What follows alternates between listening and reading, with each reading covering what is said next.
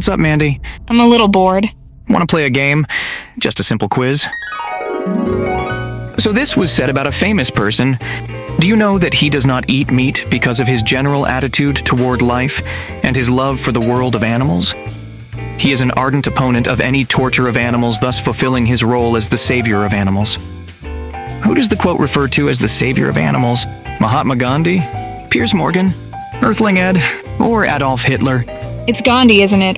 Or maybe Earthling Ed, the vegan influencer? Well, Ed works hard to be seen as a savior figure. He's often referred to as Vegan Jesus. Gandhi or Ed? Damn, that's a tough one. Should we do 50-50? All right.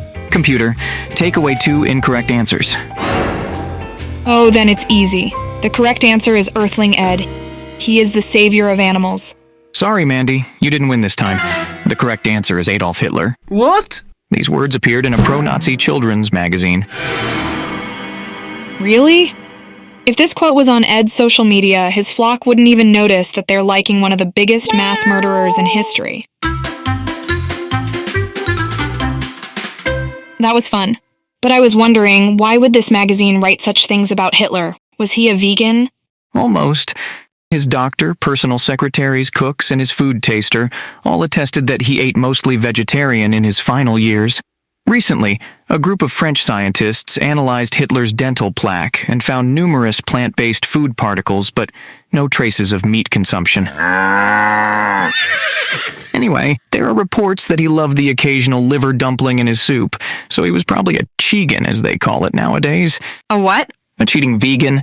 People who self-identify as vegan or vegetarian but still sneak in a steak or bacon here and there, or just simply pretend to be vegan. Bless them. It's more common than you think. Maybe his vegetarianism was partly for propaganda purposes? Maybe. Some see it as an act of virtue, signaling like in this picture. Oops, sorry, wrong photo. Here we go. In case of Hitler, the evidence suggests that it was more than just PR. How do you know? I'm no expert, but did a lot of research. So today I'll be the guide who will show you what is fact and what is fiction. I'm ready when you are, Captain.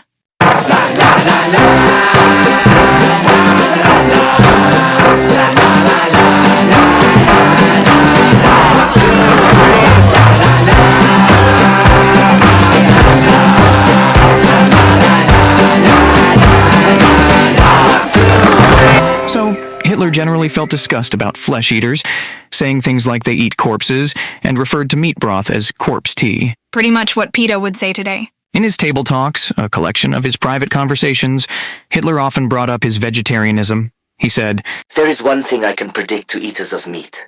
The world of the future will be vegetarian." He told Goebbels that he wanted to ban slaughterhouses in the new Nazi empire after the war. A meatless New World Order? A dream come true for some people. He also believed that cooking is harmful, which is why he loved raw potato peelings. Yuck. Oh, and in one of his table talks, he argued that we shouldn't eat meat because The monkeys, our ancestors of prehistoric times, are strictly vegetarian. Everything checks out.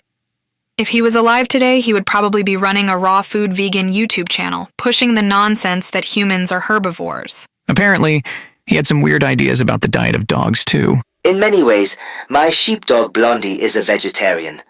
There are lots of herbs which she eats with obvious pleasure. I shall be interested to see whether my dog eventually becomes a complete and confirmed vegetarian. Another delusion he shares with the proponents of plant-based madness today. Wait, there are other uncanny similarities.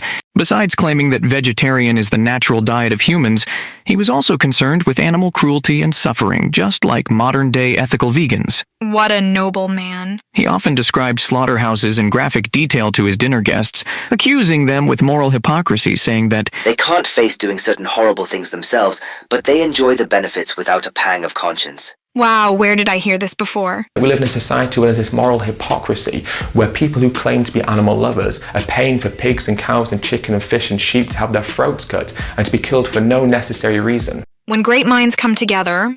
Just kidding.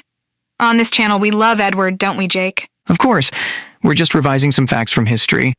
We wouldn't align veganism with Nazi ideology. Never. But we cannot ignore the fact that Hitler wasn't particularly keen on something vegans also preach against all the time. I'm listening. He was against the ethical distinction between humans and non-human animals that is fundamental in Judaism and Christianity. This probably made him hate Jewish people even more. Goebbels writes about the Führer and his views on the moral status of animals in his diaries. Both Judaism and Christianity have no point of contact to the animal element, and thus in the end, they will be destroyed. Man should not feel so superior to animals. He has no reason to. Man believes that he alone has intelligence, a soul, and the power of speech. Has not the animal these things? If I didn't know the rest of the story, I would think that Hitler was the founding father of the animal rights movement. The OG vegan. What? Yeah, he totally sounds like one. They wanted to waken and strengthen compassion as one of the highest moral values of the German people. Where did he get these ideas from? He was a big fan of Richard Wagner, the anti-Semitic 19th century composer who claimed that the originally vegetarian human race had become contaminated through racial mixing and the eating of animal flesh, and Germans need to purify the nation and form a fellowship with vegetarians, the defenders of animals. Who would have thought that vegetarianism and Nazism are compatible? Nothing is ever black and white. I see them more like a Venn diagram. The question is how big the overlapping portion is. It was actually the Nazi Germany, the first in history, to introduce progressive animal welfare laws, many of which are still in effect today. The law for the protection of animals banned vivisection, force-feeding fowls, hunting on horseback, poisoning wild animals, using traps, limited the use of animals in medical research. It gave protection to animals in zoos and circuses. It made it illegal to use an animal for demonstrations, filmmaking, or other public events that caused the animal pain. Hermann Göring, the second most powerful man after Hitler, said, "Those who still think they can continue to treat animals as inanimate property will be sent to concentration camps." Isn't it ironic that the Third Reich was the closest the world has ever come to seeing an animal rights regime in practice? It's pretty scary to think about the implications of this, especially if we add the fact that the compassion for animals came with a new Nazi food policy campaign that aimed to convince Germans to eat less meat and fat and more margarine, synthetic honey, and soy. There is a mid-1930s Hitler Youth Manual, Health Through Proper Eating, where an entire section under the title "Too Much Meat Can Make You Sick" promoted the consumption of soybeans as a cheap meat alternative. Seriously? I think the main motivation was to find cheap substitutes for animal-based foods that can be mass-produced to be able to finance the war. The marriage of vegetarian ethics and the ultra-processed food industry. Sounds familiar, doesn't it? As Mark Twain said, history never repeats itself, but it does often rhyme. Oh, here's a fun fact. Allegedly, the Western Allies called soy Nazi beans. They could have built the world's first soy boy army. Well, you hit the nail on the head, Mandy. The Gestapo-in-chief Himmler, the main architect of the Holocaust, who was also a diehard vegetarian, actually wanted Waffen-SS to be vegetarians. Himmler? A peaceful animal lover, I assume? Oh yeah, he said every animal has a right to live and called hunting pure murder. Hitler was not a fan of hunting either, and frequently criticized it. Hunting and horse racing are the last remnants of a dead feudal world. He said it several times that it would give him great pleasure to murder anyone who killed an animal. You know, Jake, I still can't wrap my head around how come they felt compassion for animals and at the same time considered other people inferior and did the most horrible things to them. It's hard to understand the mindset of fanatics, but here's my 2 cents. In the Nazi ideology, animals were a sacred element in their relationship with nature, which they worshipped. In their eyes, animals were innocent, sentient beings that have the same moral status as humans. At least those who they considered human. In their vision of the future, animals would not be unnecessarily harmed for food or sport. Vegetarianism would become the symbol of a new, pure era, and civilization would be regenerated by giving up meat eating. This was all in the name of improving health to elevate the fitness of the nation. This prompted their quest for a self-sufficient agriculture, which included emphasizing the importance of environmental protection, rewilding, criticizing the costly use of land to grow livestock feed, adopting a low-fat, low-protein, high-fiber diet, but also engineering new kinds of foods. With these reforms, they wanted a complete overhaul of the food system, where meat eating was to be minimized. A great reset, if you like. Are we still talking about Hitler and his crew, right? Sure, this was just the theory that hadn't been fully implemented. People in Germany still ate meat because it was World War after all, and the leaders thought that the society was not ready to go fully plant-based yet. But there were plans for it once the war is over. And then the Holocaust happened. How can it be reconciled with those high morals they claim to have? I really don't know. I think the Nazis were so obsessed with racial and moral purity that, in order to achieve what they thought would be a better world, They put non-Aryan people lower than domestic animals, and when they went on to cleanse what they called the superior human race of impure elements, they got rid of their enemies just like pest control, as if they were exterminating vermin. So they didn't feel any remorse. Yeah, not many people shed tears for crushing bugs. It feels easier to kill a cockroach than a puppy dog. It's easier to hate someone when they think of them as subhuman. I'm starting to feel a little dizzy, Jake. It's too much to take in. Sorry, this episode is a bit more sinister than usual.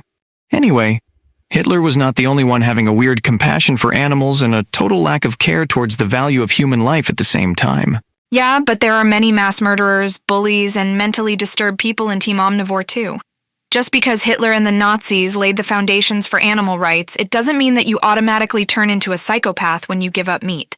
Obviously. What I meant is that going vegan doesn't make you a better person. If anything, in my experience, the empathy felt for animals often goes hand in hand with misanthropy, the hatred for humanity. I wonder why. In the eyes of extreme animal rights activists, non-vegans are morally inferior. That's why they call meat eaters rapists and murderers. It's easier to hate someone when they think of them as subhuman. I think violence has its place in every movement. There are certain groups of individuals who will not listen to reason. And for that, you need violence. You need to put the fear of God into them or take it further. I'm telling you, it's getting to a boiling point.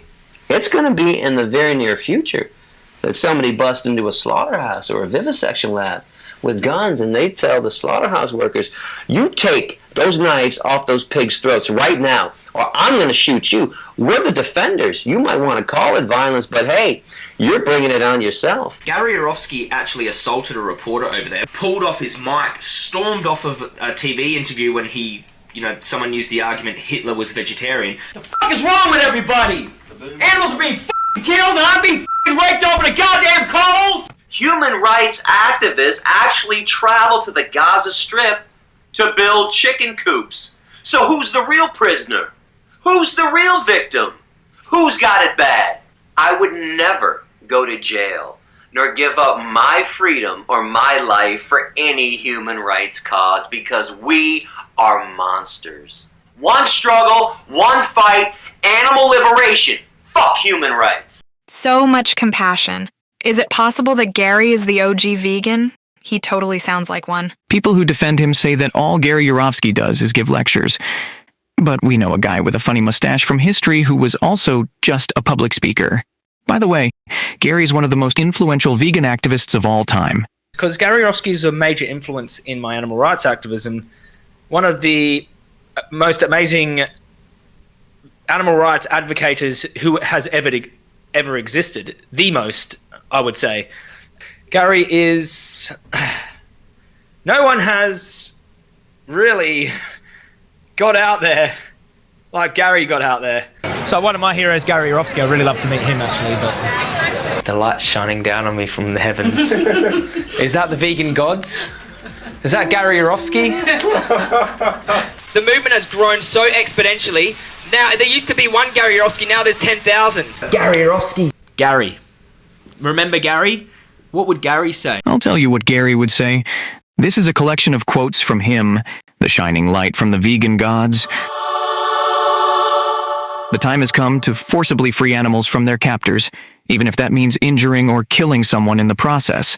Since violence is an essential part of activism, even if an abuser of animals perished during a fire or other form of direct action, I would unequivocally support that too. Deep down, I truly hope that oppression, torture, and murder return to each uncaring human tenfold. I hope that sons accidentally shoot their fathers on hunting excursions, while carnivores suffer heart attacks that kill them slowly. Every woman ensconced in fur should endure a rape so vicious that it scars them forever, while every man entrenched in fur should suffer an anal raping so horrific that they become disemboweled. Wow. That was disturbing. What was that Mark Twain quote again? It's not a coincidence. Radical ideologies can easily turn people into monsters, especially when it's fueled by systematic brainwashing. What? That's true. But it would be quite a stretch to say that vegans are Nazis. Let me get this straight. I think our viewers understand that most vegans don't fantasize about killing humans. They are probably well-meaning, but there is a real danger of the plant-based agenda becoming a hotbed for ecofascism if the raging lunatics take over. They can force animal farmers out of business, even using violence if necessary. We can already see it happening. Think about those who send death threats to farmers, steal livestock from private property, or destroy goods in supermarkets.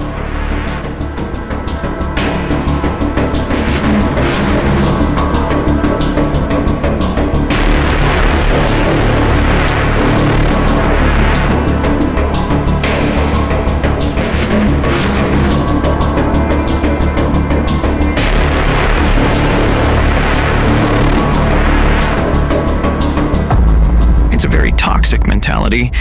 They think they are above everyone else. Saints among sinners.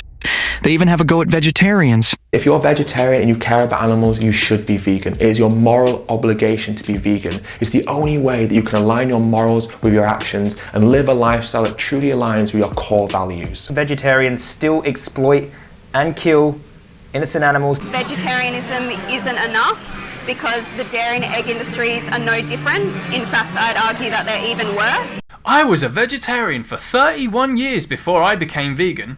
I just didn't know. The funny thing about stories like that are, they just go to prove my point about how dangerous vegetarianism is and why you should hate its very existence. Vegetarians are the enemy. Never be vegetarian. They are even worse than meat eaters. Vegetarian is not enough. Go vegan. I was for a while. Where is your heart? What I'm trying to say is not new. We knew that. Yes, great, but you didn't act upon it, so it's even worse. You knew all that and you did nothing. Imagine one day these animal rights extremists seize power and get to decide what your moral obligation is. Only if we let them, but that would be silly, right?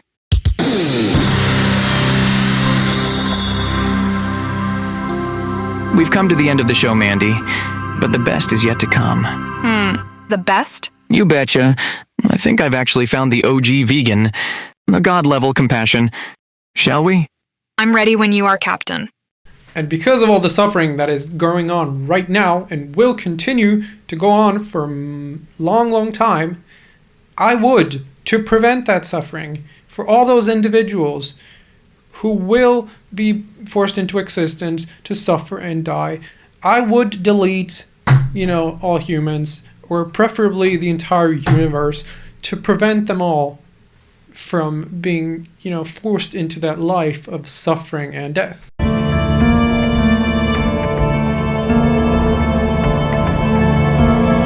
I would delete all humans, or preferably the entire universe.